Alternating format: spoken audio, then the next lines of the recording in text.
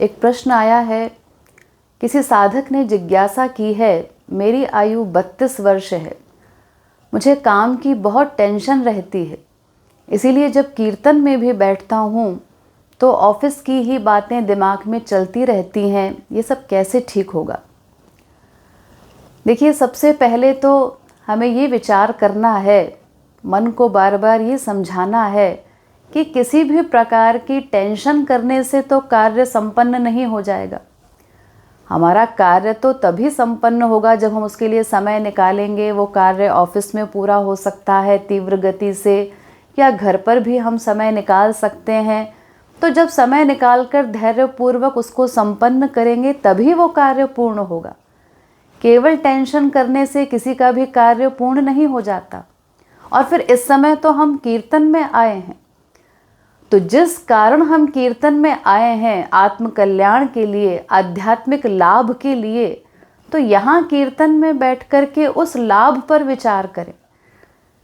हम यहाँ पर बैठ कर के भी 2 घंटे ऑफिस की बातों का चिंतन करेंगे तो उससे होगा क्या? न तो वो ऑफिस का कार्य संपन्न हुआ टेंशन करने से, उन बातों को सोचने से, और न ही हमारा कीर्तन ठीक से हो पाया। इसलिए उस समय तो जब हम अपना काम छोड़ करके समय निकाल कर कीर्तन में आए ही हैं, तो वो कीर्तन कैसे सार्थक होगा, कैसे उसका लाभ मिलेगा। हरि गुरु को मन में लगाना है, हरि गुरु में मन को लगाना है, रूप ध्यान करना है, तभी कीर्तन सार्थक होगा। ये बात मन को समझानी होगी। दूसरी प्रकार से भी हमें मन को समझाना है कि हमारा ये जीवन जब इतना क्षणभंगुर है कि 1 सेकंड की भी गारंटी नहीं अगले पल जीवित रहेंगे या नहीं। मान लीजिए अगले ही क्षण मृत्यु हो गई, तब हमारे कार्य का क्या होगा? क्या हमारे कार्य न करने से, हमारे मर जाने से संसार रुक जाता है? नहीं, ये संसार तो चलता रहता है सदा। किसी के भी आने जाने से संसार रुकता नहीं। तो फिर क्यों मैं स्वयं को कर्ता मानकर इतना अशांत हो रहा हूँ? इतना अशांत होने से हमारे मन बुद्धि अस्थिर हो जाते हैं, स्थिर नहीं रह पाते। हमारे स्वास्थ्य पर भी इसका बुरा असर पड़ता है। और ऐसे अस्थिर मन बुद्धि के साथ हम अपने काम पर भी फोकस नहीं कर पाएंगे। इसीलिए धैर्यपूर्वक, संयम पूर्वक मृत्यु का भी चिंतन करते हुए, मानव देह के महत्व को समझते हुए हरि गुरु कृपाओं का चिंतन करना है।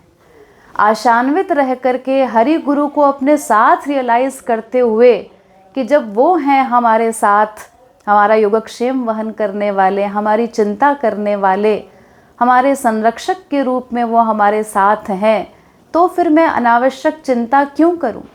मैं चिंता करके प्राप्त भी क्या कर लूँगा? जीव का तो एकमात्र कर्तव्य भगवत चिंतन करना ही है, अनासक्त भाव से कर्म करते हुए। इसीलिए अपनी सारी चिंताएं हमें उनके ऊपर छोड़कर केवल चिंतन करते जाना है, अपनी ड्यूटी करनी है चिंतन के साथ।